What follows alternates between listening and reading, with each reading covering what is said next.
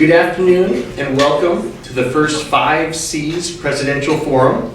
We're very happy here today at Scripps College that we had the honor to actually be the physical location. This event is sponsored by the Law Institute at CMC, and I'm happy to see so many people here. We have 2 of the only people who you could actually vote for President of the United States. Legally, there's only 5 presidential candidates and 5 vice presidential candidates. So you are about to see one of the only 5 people in the world right now that could be elected President of the United States of America. And I will now turn it over to Ed Leamer, his vice presidential running mate, to give a fuller introduction of the team and why they are running for president. Okay.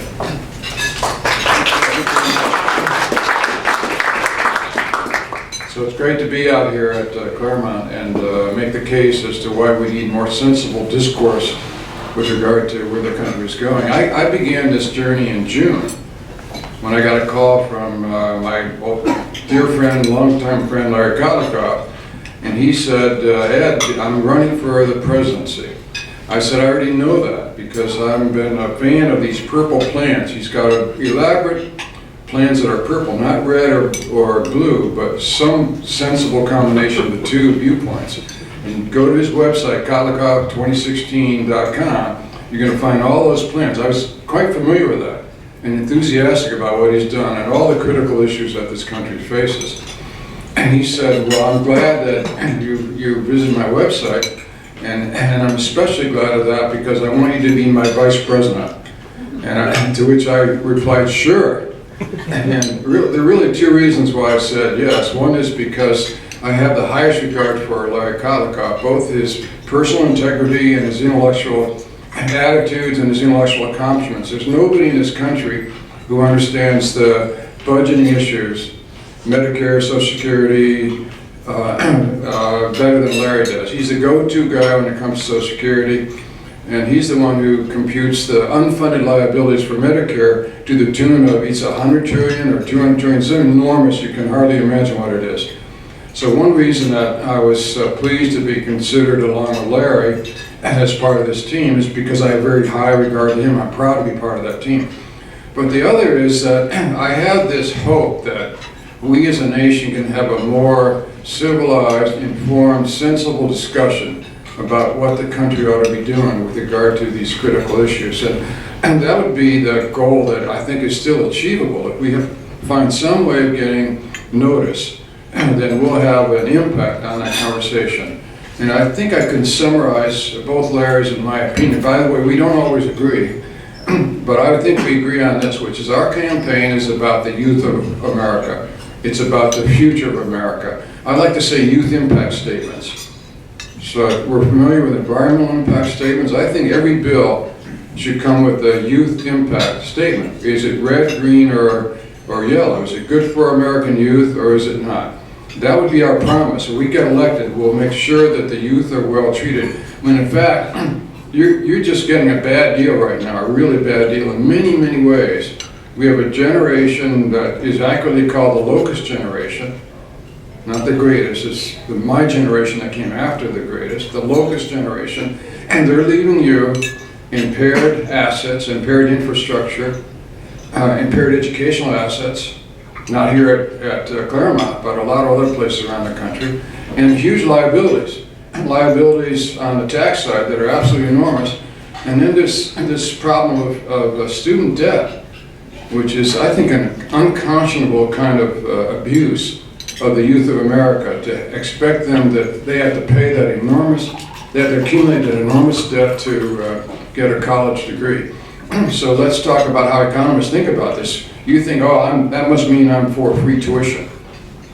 Like a Bernie guy, or after that would be Hillary, she's pushing free tuition. No, that's not green, that's red. That's not good for the youth of America. And the reason is, this is Econ 101, if the supply is fairly inelastic and there's not a whole lot more slots here at this school, and the demand increases, that just raises the prices. It doesn't make the students any better off. It just means higher salaries for faculty and administrators. That's really what the federal loan program has done too. It's been a major source of revenue for colleges as they exist today, as a way of supporting much higher levels of compensation for faculty and administrators. If you want to make the students better off, don't work on the demand side, work on the supply side. I have a huge hope that we're going to have fully accredited, very high quality internet-based education, particularly at the BA level, but at every other level. And once we get that really going effectively, I think you'll see some significant erosion in these high levels tuition and all the borrowing that students are forced into accumulating to get a decent education. And so that's one of many issues that are impacting you. The biggest one you have to worry about is the sky-high debt load that's going to occur in the future. And the amount of taxes you're going to be paying, taxes that should be paid today, are going to be on your balance sheet unless you wake up. So the one thing I want to leave you behind is youth impact statement. The other one is AAYP. You need to join or create the AAYP. The AARP is the Association of Retired People. They're way too powerful. They're taking money out of your pockets every day. The only way he's going to offset that is by having the youth represented in some serious way. And that's my friend Larry Kotlikoff, who will very effectively represent the youth of America. Please welcome Larry.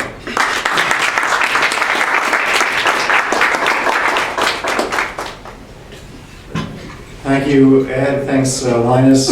Thanks to the Claremont colleges for inviting both of us to come and talk to you about our candidacy and the future of the country, why I decided to launch this campaign to run for president, how exactly we're doing it, and why there's still time where we stand. Ed got into a little of that on the issues, but also why there's still time for things to be turned around in terms of the outcome.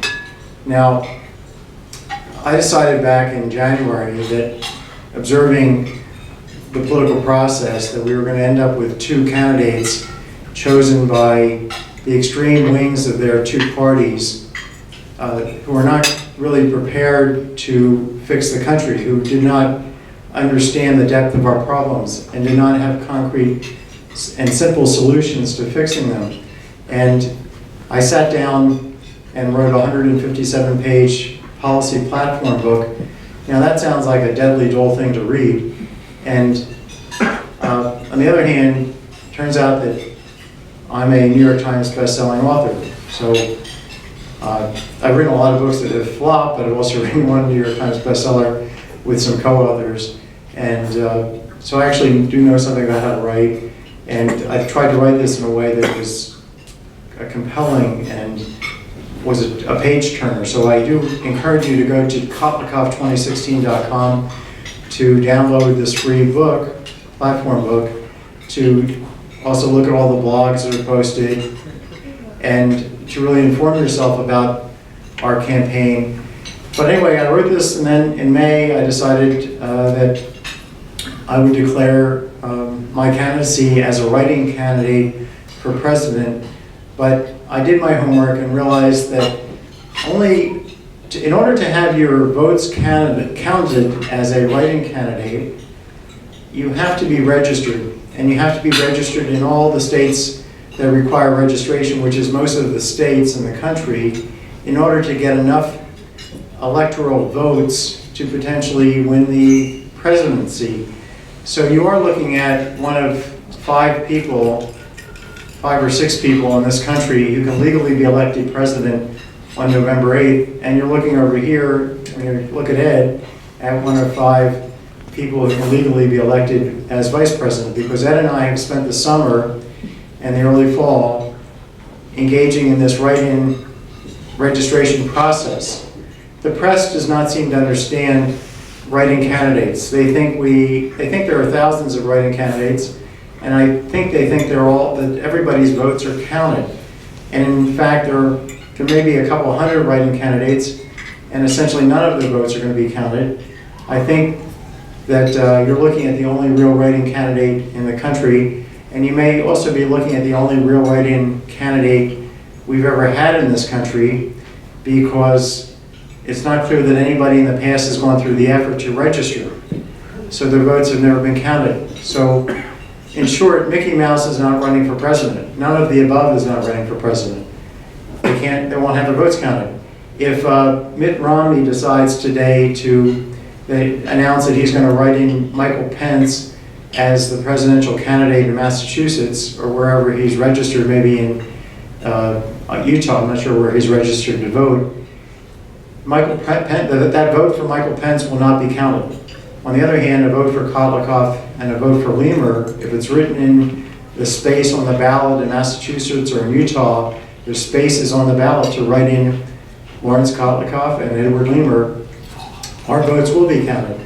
So part of our challenge has been to get the press to understand writing candidacies and to understand that you can actually be a legal registered writing candidate and have a legal chance of becoming president without spending a huge amount of money. The entire expenditure on this campaign will end up to have been about $10,000, which is not that much money. Now, if I were Michael Bloomberg and had $1 billion, the press would be taking my candidacy extremely seriously. If I were Herman Cain and had been a successful restaurateur, and I think he developed some form of fried chicken, my candidacy would be taken seriously, even though Herman Cain had not the slightest idea what he was talking about on any issue. And I know this firsthand. I briefed him on our long-term fiscal problems, yeah,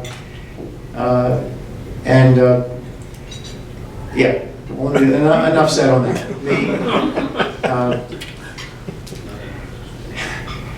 So the issue is really understanding where we are and where we're going. The country has lots of deep and grave problems on the domestic side and on the foreign policy side. Let me talk to you about the youth impact statement of the post-war policy that we've been running in our country. What is the impact statement to describe post-war U.S. policy, domestic policy? It's really been one of generational expropriation. Now let's talk about that in specific terms. We have been running a massive Ponzi scheme, taking from successive young generations, giving to old generations, and that's allowed older generations to live better and to consume more. But we promised younger people that the money we took from them, they would get back in their old age, and by the way, they'd be able to take it from their kids. And we called that money that we took from the young people taxes, and the money we promised to pay them, we called that transfer payments. When I say we here, I'm talking about Congress and the administrations from Eisenhower on down. And by using that set of words, we kept these obligations to pay these, quote, transfer payments off the books. So all the obligations to pay for Social Security benefits to me and to Ed and to every older person in this room, they're off the books. The entire baby boom generation, it's a huge cohort of people. All those obligations to those baby boomers, they're off the books. They're starting to collect these benefits right now. All the current retirees, there are about 33 million of them. There's something like 80 million baby boomers right now. All of that's off the books. What about the obligations to pay for defense spending in the future? Economists would say, well, we're going to have defense expenditures. That's an obligation. We're going to have to cover that with taxes. It should be put on the books. What about paying for the president's lunch? Every day he gets to eat lunch at the taxpayer's expense. It's got to be put on the books. It's all off the books. When you put everything on the books, you find out that the value of all the future spending, valued in the present, that's what we call present value, the present value of all that projected future spending, as projected by our own government, by the Congressional Budget Office, far exceeds the present value of all the projected taxes. And the difference in the two numbers is what we call the fiscal gap. And economists universally support doing fiscal gap accounting. Now, the fiscal gap in the US is not the $20 trillion that Trump talked about on Sunday night when he was in the debate. And what Trump knows about our fiscal policy, we could describe in about, maybe not even a full word. That would be more than he knows. And what Clinton understands about it would take about 3 words. She doesn't understand too much either. And Trump, I would just say, is a deplorable person. Clinton is also dangerous in her own way because she doesn't understand these economic issues. She's a lawyer by training. Her solution to everything is a new government program, new government bureaucracy. And when you don't understand that the true debt of the country is 15 times larger than you're talking about, when the fiscal gap is 206 trillion and the official debt that's in the hands of the public that hasn't been bought up by the Federal Reserve by their printing money is only 13.5 trillion or so. If you don't understand that, you don't even understand point 1 about our fiscal situation. You don't understand that we've spent the post-war period indebting our children and future children. You don't understand that our fiscal policy is 53% underfinanced. Our entire fiscal enterprise is 53% underfinanced. Now, what does that mean for you, Claremont and Scripps and Harvey Mudd and Pfizer and Pomona students? What does it mean? It means that in order for us to continue spending the path of spending that the Congressional Budget Office projects, we have to raise taxes starting today, and I mean today, actually this minute, by 53%. Every single federal tax rate has to go up by 53%. That's what it means to be 53% underfinanced, and it has to stay 53% higher forever. So each of you young people would have to face a 53% higher tax rate on everything, from FICA taxes, Social Security payroll taxes, that's what a FICA tax is, Medicare payroll taxes, that's also part of FICA, personal income taxes, estate and gift taxes, excise taxes, all those tax rates would have to go up by 50%, by 53% starting today. If we don't raise them by 53% starting today, we wait for 23 years, or let's say for 20 years, they have to go up by about 65% starting then. So this is generational immorality. This is generational inequity. This is generational expropriation. Now, that's just one part of an entire panoply of policy that we've been running to make older people better off at the cost of younger people. Now, I know that you folks here are in a very privileged position. You could pay the 53% higher taxes and be just fine. But this country has a lot of poor and middle class people who cannot handle that burden. This will put them underwater. This will bankrupt the next generation. That fiscal path of fiscal policy, unless it's reversed, unless we can eliminate that fiscal gap, which is part of our platform, we have a set of plans that would make that fiscal gap zero. Unless we do that, we will bankrupt the next generation on the fiscal side.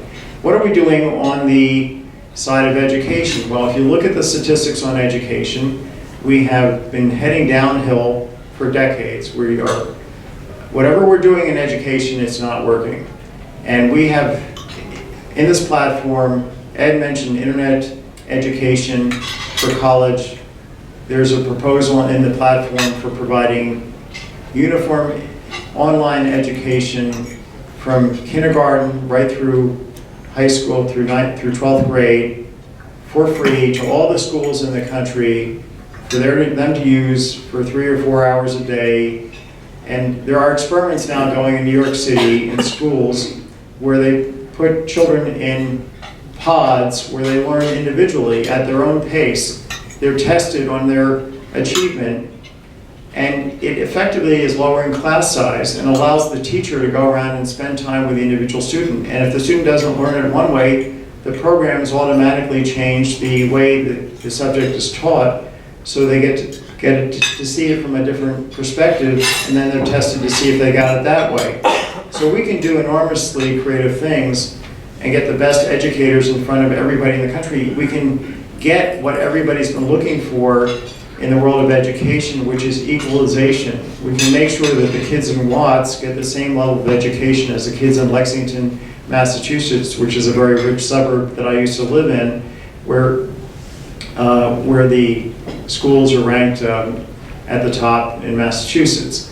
So that's an example. We've downgraded education compared to what my generation and the prior generations received. What about immigration policy?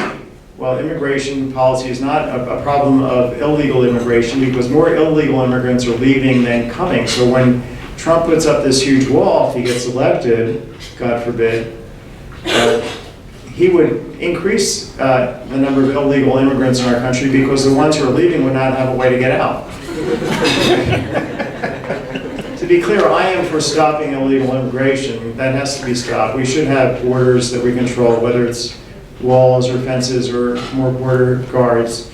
And I think we've accomplished a lot on that front. But the big issue here is really legal immigration. When you bring in 1 million people a year, 85% of whom are unskilled or low skilled, they're putting direct competition on low skilled workers and middle skilled workers in our country. And they're affecting the income distribution. So you have to concern yourself with that. And I'm calling for a reduction in half in immigration and a shift in the composition of the immigrants to high skilled. Let's see how computer software engineers would feel if we brought in 1 million software engineers every year to compete with them every single year, year after year. How would they feel about that? Not so good. They'd be at the Trump rallies protesting. Okay, so immigration. Let's think about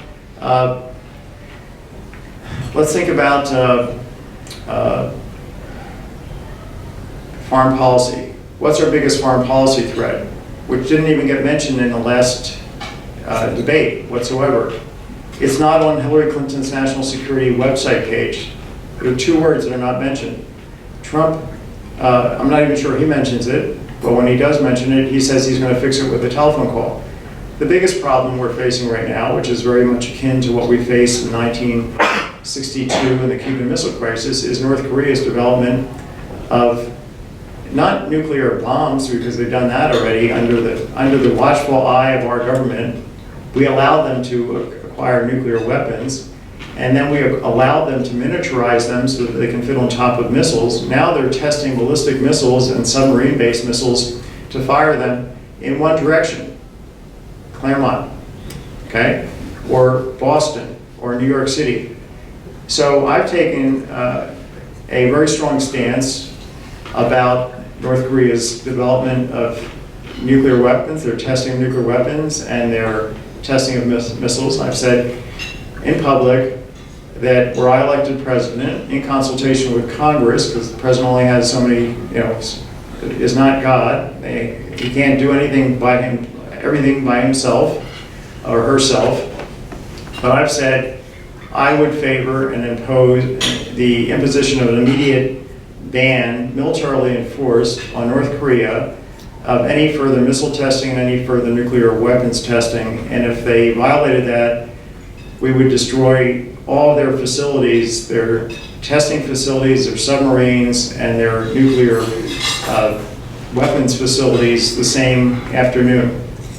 And that is a very strong statement, but I think it's the appropriate statement. And guess what's going on when you have the 2 leading candidates not mentioning this? What they're doing is they're leaving the risk of this problem on your shoulders, on your laps. This is part of generational expropriation. It's not just leaving big bills for you folks to pay, it's also passing risk to your generation. It's forcing your generation to bear the burden of the risk of having unstable leaders. Now, I'm also proposing to the North Koreans that we immediately settle our differences, that we recognize North Korea, they recognize us, in addition to making a peace treaty with South Korea, and that we normalize relations in full trade relations, we help them rebuild their economy, that we become friends with North Korea. We don't have any inherent fight with North Korea. And that, but they have to, as part of that, eliminate their nuclear weapons and eliminate their nuclear weapons production facilities. And then we would have a peace agreement, and that conflict will be settled, and they will have a sovereign country. And if they decide at some point to merge with South Korea, to reunite, even better. But we have to be very firm with North Korea. I'm old enough to remember watching President Kennedy tell us about the Cuban Missile Crisis on a black and white screen when I was 11 years old. And he did not, I'm not President Kennedy by any stretch of the imagination. And there are many, many more qualified people to run for president than I am. But you happen to have, but they haven't actually done what we've done in registering. So we're stuck with 5 or so people who can become president in a few weeks. Now, the issue of how to fix, so there's North Korea, and North Korea's threat also turns into a bigger threat from Iran, because Iran can satisfy all the provisions of this Iranian treaty with us, agreement, nuclear agreement, weapons agreement, but they can just simply turn around and buy a nuclear bomb or 2 or 20 from North Korea and put it on top of the weapons, the missiles that they are now testing, the long-range missiles. Those missiles can now reach any major city in the Middle East, including Tel Aviv, Jerusalem, Riyadh. They're fully capable of hitting anywhere in the Middle East. They can go 2,000 kilometers.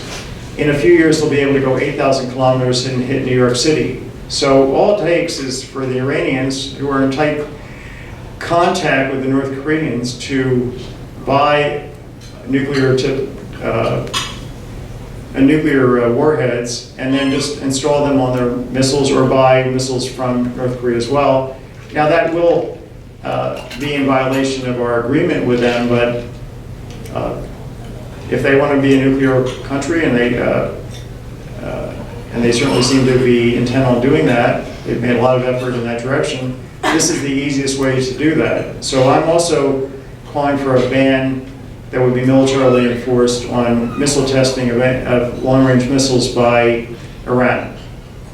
So that's very different from what Trump and Clinton are saying about your future, okay? And what I'm talking about when it comes to fixing the fiscal problems that affect your future is to take each of our fiscal institutions, Social Security, the tax system, the healthcare system, and reform them fundamentally, not modify them a little bit at the margin, not modify the brackets on the federal income tax, for example. That's what Trump wants to cut the brackets, and Clinton wants to raise the brackets for people at the high end. That's not going to fix the system, because the system has got big problems. It's not just generating too little revenue, but it's also inducing companies to operate outside the country. And so Trump, every so often, by accident, he says something that actually connects to a real problem. And the issue of investment in our country is a real problem. The infrastructure is crumbling. We don't have enough investment. We're investing at a 4% rate in terms of domestic investment as a share of national income. In 1950, it was 15%. Our national saving rate was 15% back then. It's now under 4% right now. So we have a saving and investment problem. It's very much connected to incentives for companies to operate here. We have the highest marginal effective tax on corporate investment of any developed country. We also are not collecting much revenue from the corporate tax because of all the loopholes. So our tax plan calls for eliminating the corporate tax entirely, eliminating the federal income tax, the personal income tax, eliminating the estate and gift tax. Now that's all going to sound extremely right-wing, right? But just wait, because I'm not extremely right-wing, and I'm also not extremely left-wing, okay? But I do understand that we need to have a progressive fiscal system here. So what I'm proposing is an inheritance tax instead of an estate and gift tax, which nobody's paying and is generating very little revenue. The rich are getting around it very easily. So let's tax inheritance. If you're super wealthy and you hand everybody $1, why should you be taxed from doing that? But if you give it all to one child and he becomes the next Donald Trump, that produces real inequality. So let's tax inheritance, not bequests. Let's tax consumption. I'm calling for a value-added tax, 20% value-added tax. That's similar to what Ted Cruz called for, by the way. Almost every single developed country except ours has a value-added tax. I'm proposing one as well.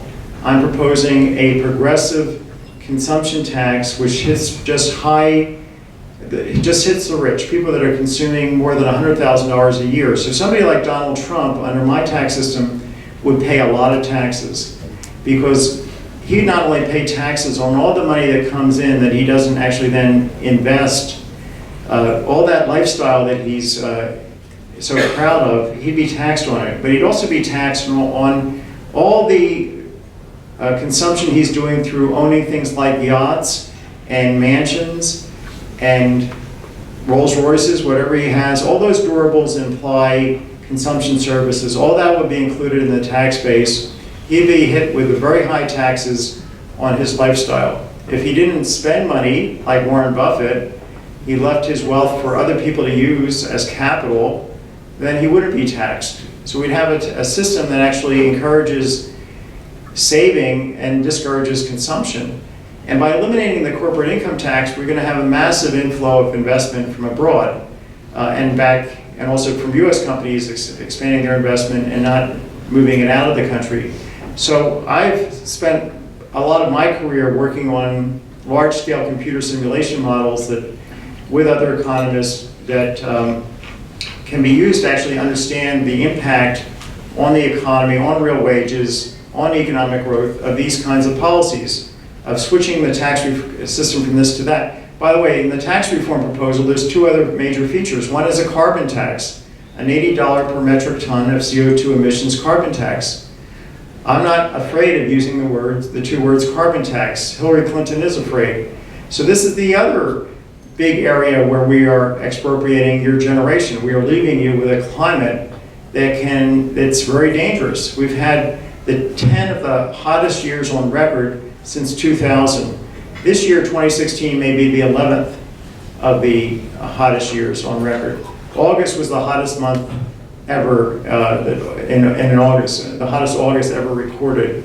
So we have the potential, if we don't get our hands around this problem right away, of tipping the climate, in the environment in 4 or 5 different critical ways. For example, the West Antarctic ice shelf melting, the Greenland ice shelf melting, the Amazon rainforest disappearing, the Gulf Stream reversing course, the permafrost especially in Siberia, could melt, and that could release enormous amounts of methane gas, and we can end up frying the entire planet, making it uninhabitable.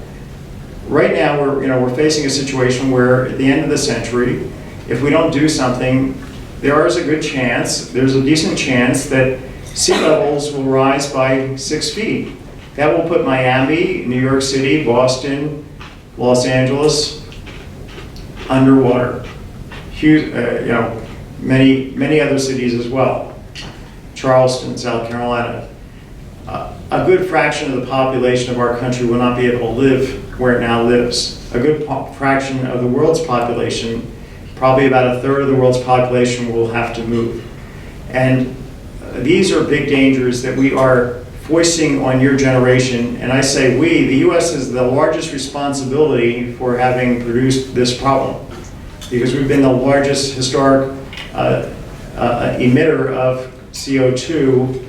China has now passed us on an annual basis, but most of what's up there is due to us. So that's why I'm saying we need an $80 tax imposed today, not according to the Paris Accord, in 20 years or 15 years. Because what does that tell somebody? You know, this is where having an economist as president can matter, because an economist can think about incentives, whereas a lawyer, which is what Hillary Clinton is, or a businessman, and they're not trained in economics, they don't necessarily think through the feedback effects, what we call the general equilibrium effects of one policy versus another. So in the case of the Paris Accords, what we have here is a pledge by 195 countries to do things in the future. Okay?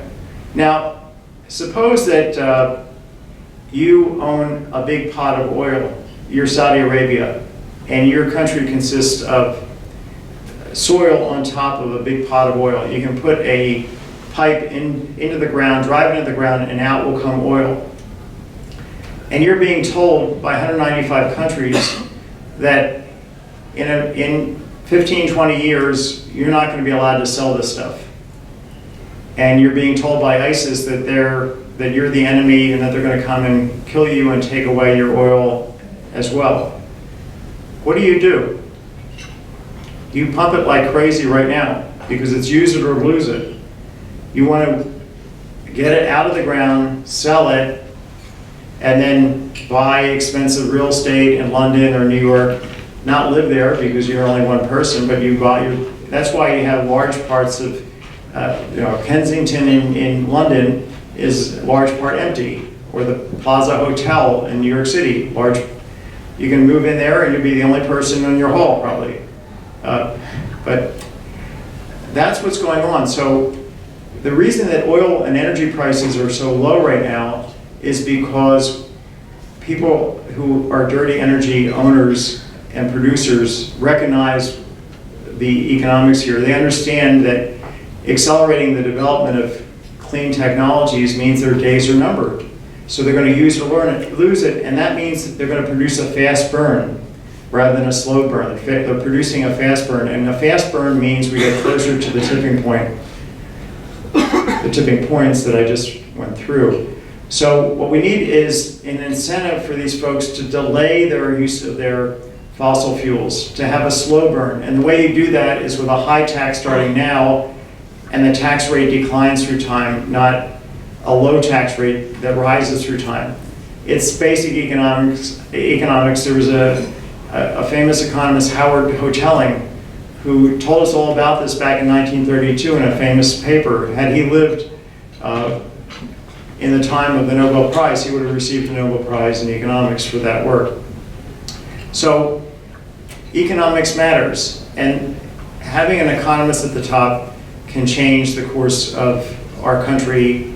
And economists are also trained to deal with threats because we learn about game theory. So, and we're playing some strategic games with our adversaries, with Russia now, with China, in the South China Sea. We have to deal with these countries, and we have to deal with it from somebody who's actually been outside of the country. I've lived in Germany, at 16, I lived in Germany for a year in high school as an exchange student. I speak German, not perfect, but I can get by in German.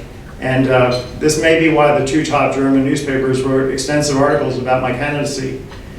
I also speak New Jersey, since I'm from New Jersey. And this may be why the people in Australia, the top Australian newspaper has written about my candidacy, the Australian. And the top Danish newspaper wrote, these are long articles. But the LA Times cannot figure out how to get over here from their offices in downtown LA to cover this event, even though we've asked them to come. They can't figure out that there's only 5 people that can actually legally be elected, and that the entire country is dying for an alternative to Trump and Clinton, and they can't write about it. We don't rise to the level of the Los Angeles Times. I would say the Los Angeles Times reporters are lazy, and they're not doing their job. And they're not doing their job by your generation. And the same thing for the New York Times reporters. The same thing for the Washington Post reporters. They're not doing their job. They're not doing their homework. And that means that we as a group have to inform each other about this candidacy. And again, it's not, I'm not coming at this, and Ed's not coming at this from a position of ego. we don't look at ourselves in the mirror in the morning and say how brilliant we are.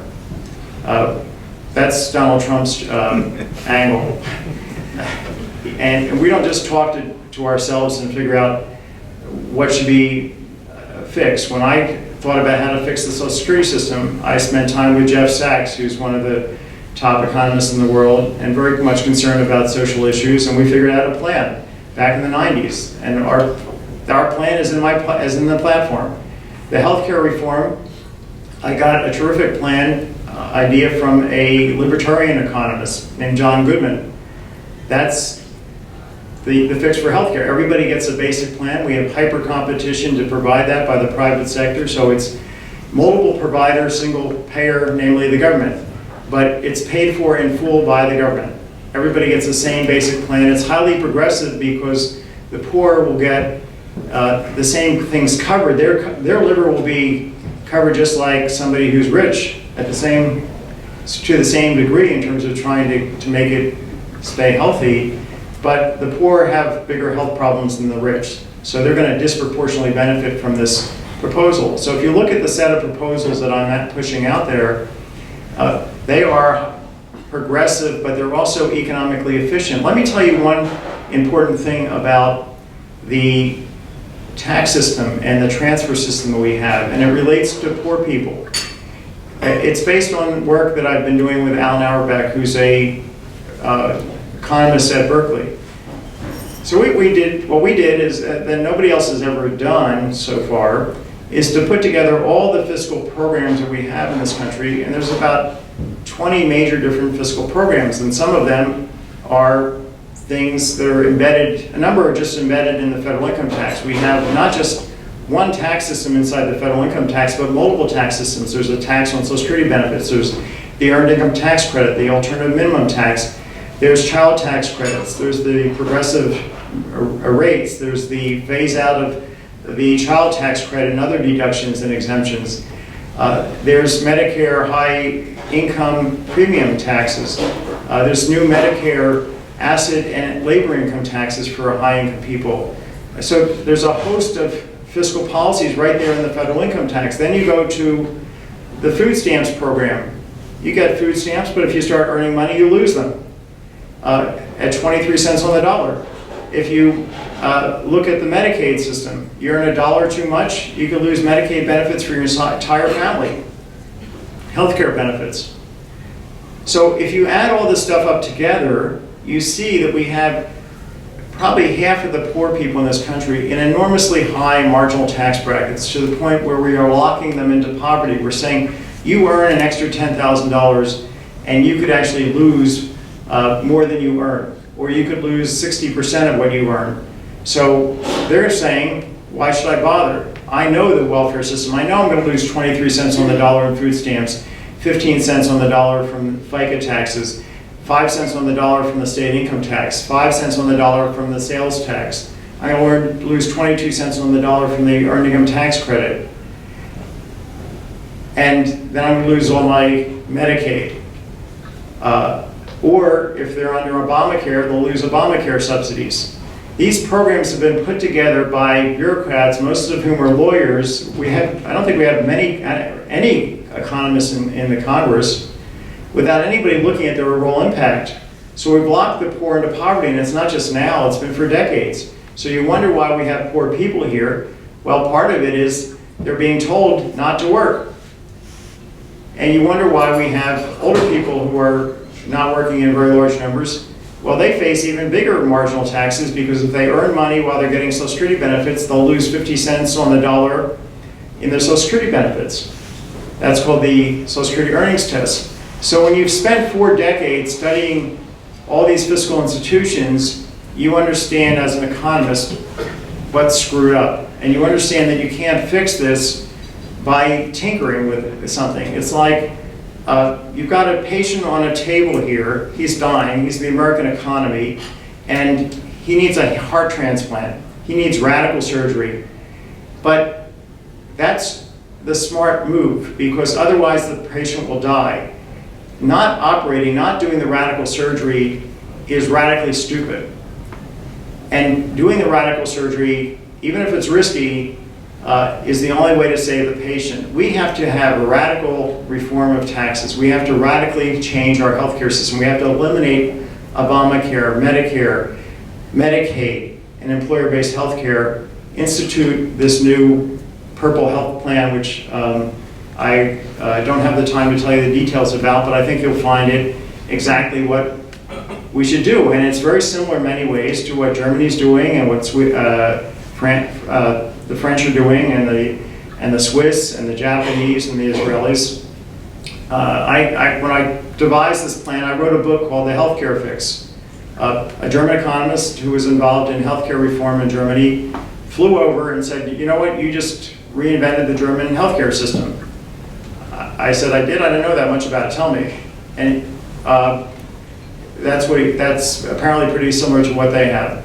Now, they're providing better health outcomes for about 60% of the cost of what we're spending on healthcare in our country. So if we're clever about how we fix things, if we're knowledgeable about how to do it, we can get that fiscal gap down to zero and give you folks a much better economic future. And I'm not talking just about you folks here at this particular set of colleges, because you're going to do fine because of all your connections and all your educational abilities, and also all the education you're receiving, the excellent education. Your future is really set. I'm talking about our kids in general. We have to recognize that everybody is our kids. If we're white and older, we have to understand that blacks and Hispanic children are our children. They're not somebody else's children, they're our children, and we have to act as a cohesive society. Part of what's going on in this country, part of the rip-off of younger people that's been going on for 6 decades is due to racism. It's due to people realizing that this is a big mixed up country with a lot of different, not mixed up, but mixed country in terms of its demographics. And why should I, if I'm from this culture and this background, support somebody from that other culture and background who's a kid who I don't even know? You don't see that in Sweden because it's a homogeneous society. They recognize a common, whatever, a common culture and heritage and whatever, and they support the children. We need to get our adults around in their brains to the idea that everybody's children are their children. So let me stop here, and we have 10 minutes, I believe, that we can spend on questions. And actually, we're able to remain and answer questions of those who don't have to go off to class or to teach or to take a course. So please, if you have a question, shout out. Right over here. Sarah, thank you for being first. Hi, Professor. Thank you so much for coming. Thank you. So I'm wondering if, in fact, you don't win the election, what is your plan to influence policy in some other way? Okay. Well, Sarah, that's a great question. And I thought in my career that I could influence policy by doing things like testify to Congress. I've testified 19 times. I've written a book on healthcare reform. I've written a book about how to fix the banking system. Very simple solution. Endorsed by a number of Nobel laureates, the head of the Bank of England. I wrote a book about Social Security. That one became a bestseller. In the end of the book, I talk about how to fix the Social Security system, very simply. I wrote a book about taxes and written about tax reform. I've written hundreds, if not thousands, of op-eds. I've written lots of professional articles. So I've spent my time trying to influence policy in that manner, and it hasn't worked because the politicians aren't interested in the right answer. They're not interested in the next generation. They're interested in the next election. So what my goal here is actually to win. And I'm going to tell you in the next minute how we can still win at this point, even though we're not showing up in the polls right now. You have Donald Trump's presidency imploding, right? You have the Republicans needing to have somebody that they can tell their rank and file to go vote for for president, because otherwise the rank and file will stay home and not vote for them as senators or congressmen. So we just need to have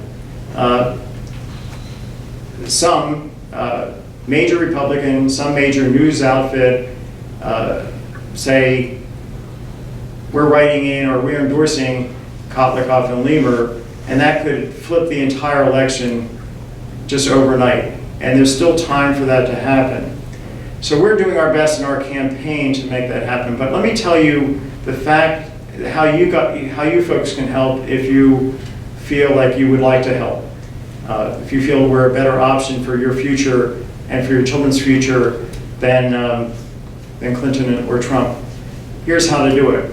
There's about 50 or 60 of you in this room. If you each sent tonight an email to 30 people, and it was a chain email, you said, please, whatever you do, go to kotlikoff2016.com and send the same email to another 30 people. This is a chain email. Keep the chain going. Double check that the people you've chained to have actually done this. If not, find another 30 people. If you think about 30 to some power, like 5 or 6 or 10, if you think about 30 to the 10th power, if you pull out your hand calculator, you'll find out that we will reach, just by you folks alone doing this, starting this out tonight or this afternoon, we'll reach the entire electorate. We don't need the LA Times, which doesn't want to do its job, to do its job. We can do its job for it. We don't need the New York Times to decide early on that they're a Democratic newspaper and they're only going to support Clinton and they're not going to recognize anybody else who could threaten her presidency. We don't need the Washington Post to decide that our candidacy doesn't rise to the level of the Washington Post, which I was told in an email by one of their political reporters. Our candidacy does not rise to the level of the Washington Post. I wrote back to the guy that his behavior doesn't rise to the level of the Washington Post. So the situation is that we may not get the endorsements, we may not get the press attention, but if we can spread the word through social media, we can turn around the election. Just say this is one of 5 people that can be legally elected because he's registered. All you have to do is write 4 words in the ballot, in the space provided, and you'll be voting for these 2 people, and that's all that's required, right? Compose it in your own words. This guy and his running mate can make a big difference. They're the people we're looking for, we've been all looking for, we've been praying for. They're not necessarily the best people in the country to do this job, but they're available. They've done their homework to get to this point, and they're all we have left at this point. I'm the only person in the country, in the world, who's standing between the American public and Donald Trump and Hillary Clinton. And I want you to take that very seriously, and I want you to do your homework today on that website and decide where you're going to stand. Are you going to stand for somebody who's not going to really fix our problems, who's going to leave our kids at threat, who's not going to address climate change, who can't say the words carbon tax, who's going to leave the banking system to fail yet again because the banking system has been rebuilt. I wrote a whole book about banking reform, as I mentioned. He's going to leave that risk again to our children of happening in their lifetime as they're middle-aged people. They're going to face another great recession because I think the banking system today is in riskier shape than it was in 2008, the way they, quote, fixed it. Or are we going to really put out and work for getting 2 economists to help lead the country? So that's my answer. I tried the old-fashioned standard way. I'm now trying it this way. Yes? So I think pushing back on that same point, though, as you mentioned, we don't have many, if any, economists working in Congress. And how would that level of policy influence be another viable option to you if you don't obtain the presidency? If I did not, or if I did? If you did not. If I did not, I don't see policy changing. I see the downward economic drift of our country continuing. I see nobody addressing North Korea. They will end up with nuclear missiles that can hit anywhere in the country. I see climate change not really being addressed in a serious way. I see that as, perhaps the super threat, the biggest elephant in the room. And banking, we could have another banking crisis. I see nothing getting fixed. So it's not, even if they were economists, they're having to kowtow to their political parties. The political parties are the problem in this country. They're not the answer. And if we're elected, it will be the end of the political parties, trust me, because everyone will see that you can become elected president without money and without the two political parties. And then everybody will be free to run as a write-in candidate and be elected based on the content of their character and the quality of their answers. Hi. Thank you for your talk, and I wanted to, I guess, follow up again a third time on what these students are saying, in that you have a lot of great ideas, and I appreciate your platform from that perspective, but do you have any political capital? So you just brought up the fact that it's very difficult to change what's going on given the political system as it is. And I actually find what you're saying here to be a little frightening, because I don't believe that you have the political capital to do what you say you're going to do, and you are a third-party candidate that's only going to probably take away votes from Hillary Clinton. Okay, let me address that. I think that when the Democrats looked at my platform and see that I'm going to dismantle Medicare, Medicaid, Obamacare, and employer-based health care and set up a new healthcare system that actually works and is not going to go bankrupt and not bankrupt our children, they won't like it, because these are sacred cows. And they are very concerned about Donald Trump, and rightfully so. So what I see is this candidacy drawing votes away from, and the same thing with Social Security. I'm freezing the existing Social Security system and setting up a new one. So I'm not reneging on the promises under the old system. I'm just not continuing the old system as is. I'm just going to pay off what we owe under the old system through time, set up a new system that works for younger people. So these are sacred cows. The Democrats are not going to be leaving Clinton to vote for me. The Republicans are going to leave Trump to vote for me.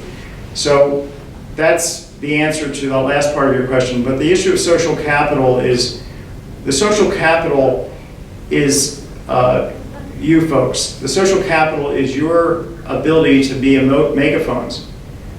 You have a lot of contacts. You don't realize that each one of you has enormous power to get the message out just by yourself.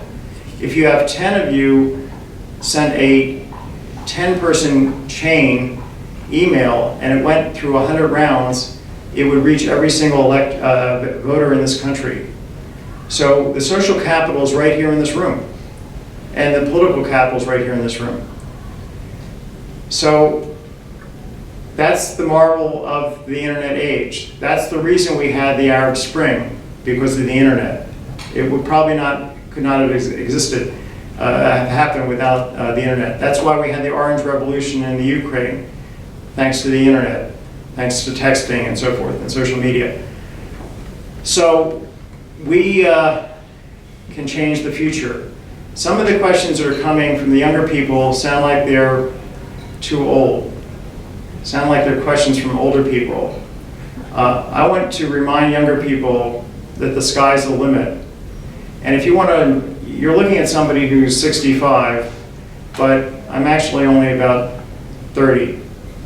And if I have the energy and guts to, and Ned does, Ed's 28, and he's the best vice presidential candidate around, I want you to know, the best looking, as well as best quality. If we're putting ourselves out there, it's your job to put yourself out there with us. It's your responsibility, it's your duty. and I'm talking right at you and to you, you got to do your homework tonight and get to work, because you as a group can change the future of this country. Thank you.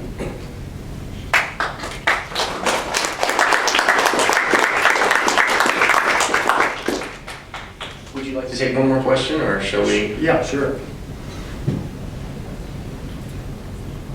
Don't be shy. I won't bite I'll into do it. evil professor. here's thing. one right I here. know your name. Ask a Here's question. a question right here. Thank you for your speech today. With your proposal of this value-added tax and a tax on consumption, what would you see with the effect on consumption? Would that overall decrease consumption? And if so, what would that effect be on the long term of our economy? So our country doesn't need to spend its way into prosperity. I've never seen a country spend its way into economic growth. When we grew at the fastest rate, which was in the 50s, we had the lowest consumption rate, the highest saving and investment rate. When China has been growing in recent decades, they've done it with an extremely high saving rate. You look at the Southeast Asian countries that have taken off, Malaysia and Indonesia to a certain extent, Singapore, Hong Kong, include Hong Kong, Vietnam. They're doing it with very high saving rates. So it's not, there's black magic economics floating around. The Republicans have their version, the Democrats have their version. They're actually very similar forms of black magic economics. The Democrats think that if you spend more, it's going to stimulate the economy, and the extra taxes are going to pay for the extra spending, and everybody's going to be better off, and it's going to be like a free lunch. And the Republicans think if you cut taxes, we're going to stimulate the economy, and we'll get so much tax revenue to pay for the tax cuts themselves. And again, it's going to be great times, and that's voodoo economics. George Bush the first, not the second, but the first, George Herbert Walker Bush, referred to this as voodoo economics. And we have voodoo economics coming at us from both sides. And then we have mainstream, what I'll call neoclassical economics, not Keynesian, not supply side economics, but we have good economics, good solid economics that the vast majority of economists agree. And then there's also the data that we don't have any evidence that these policies of spending more are paying for themselves, or that taxing less is paying for itself and growing the economy. It's not working. What we've been doing is not working. We have to get back to fundamentals. We have to understand, and if you look at who's doing all the consumption, I'm not against older people. My mom's 97. I love her very dearly. Okay, I do a lot to support her. But the age consumption profile, average consumption by age, used to look like this in 1960. It was hump-shaped. Today it's a straight upward sloping line. The older people are consuming a whole lot more than the younger people. That's the result of 6 decades of take-as-you-go policy, taking from the young, giving it to the old. I call this fiscal child abuse. That's what we've been running for 6 decades, fiscal child abuse. And it has to end. And if you simulate this in standard economic models, and that's what I've been doing since graduate school, simulating these kinds of policies on the computer tells you exactly what's going to happen, is that the economy is going to go downhill. And then you watch the economy go downhill decade after decade, and you're running these models, making them more and more precise, and the message is quite clear that we have to change course. And yes, we can grow with less consumption and higher saving and higher investment, and that's actually the only way we can grow. Any other questions? Okay, Well, thank you so much, and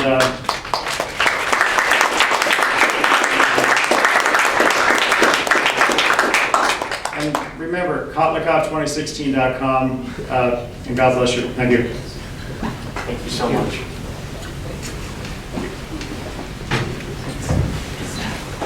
Thank you everyone for coming. Bye-bye.